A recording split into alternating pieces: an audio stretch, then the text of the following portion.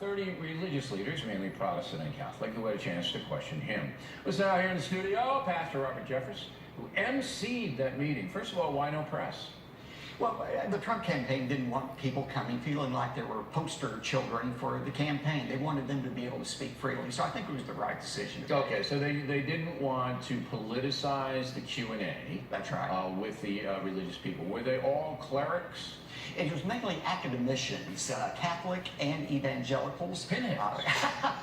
Well, I was the MC. I'm not going to put myself in that category. Okay, so it was theologians then? It was theologians, but they were talking about, Bill, something very practical, and that is their concern about the diminishing of religious liberty due to the pursuit of the secular progressive agenda. They feel like it's being crammed down the American public. Give me an example of how some questioners feel that religious freedom is being diminished. I'll give you 3 examples. The Little Sisters of the Poor being sued by the federal government. Got it. A high school football coach being fired because he prays voluntarily before a football game. Okay. And then they talk about in Christian colleges, not secular, Christian colleges, Title IX telling you that you have to allow men who are confused about their gender into the women's showers. Those are all examples where you have an out-of-control court system and federal government that is really diminishing religious liberty. Did all 3 of those examples come up? Yes, every one of them.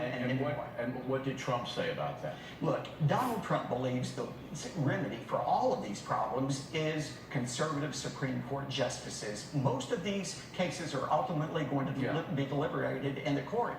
And Donald Trump believes that we ought to have court justices who interpret the law using the Constitution, not political correctness. So, and people of faith have to be worried that if Hillary Clinton is elected, she will appoint another or 2 liberal judges, and then it's all over. Then it's the secularism always overrides the religion. That's exactly right. Right. So therefore, that some religious people are willing to overlook Donald Trump's personal profile. Right. And I'm not casting aspersions at Mr. Trump, but he's not a very religious man. He's not a doctrinaire religious guy.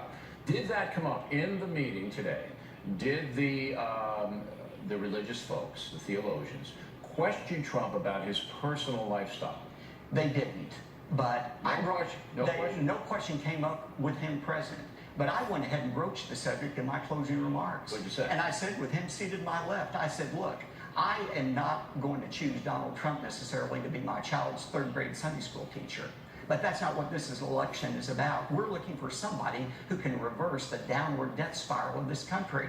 And Bill, I said to them, there is only one candidate running for office who is pro-life, pro-religious liberty, pro-conservative justices on the Supreme Court, and only one candidate who speaks with respect when he talks about Christian values rather than contempt and disdain like Hillary Clinton. And that candidate is Donald Trump. All right. Did you get pushback from any of the 30 in the meeting? Did somebody say, look, you know, we don't care because we don't feel he's fair to migrants, we don't feel he's this? Honestly, after he left, I got a little pushback. I had somebody say, I resent you being so absolute, because I said to me, Bill, this is not a war between Republicans and Democrats. This is a battle between good and evil, right and wrong, righteousness and unrighteousness. You did a hell and brimstone in there. That's right. Good and evil. So you're saying that Trump is good and Hillary's evil? I'm talking about the principles we're talking about, not the individuals. Not the individuals. We're all sinners who need Jesus' forgiveness. But I do believe there are absolute rights and absolute wrongs. All right. No Muslim clerics or... This was Catholic and evangelicals, but I do know his campaign has reached out to the Muslim community. Jewish people? Well, not in this meeting, but there have been other meetings where they've been in. In fact, a year ago, I was up there in Trump Tower, and we have some Jewish folks there for that. All right. Final question. Trump needs the evangelical vote. Many of those people stayed home, didn't vote for Romney. That's right. Because he was a Mormon.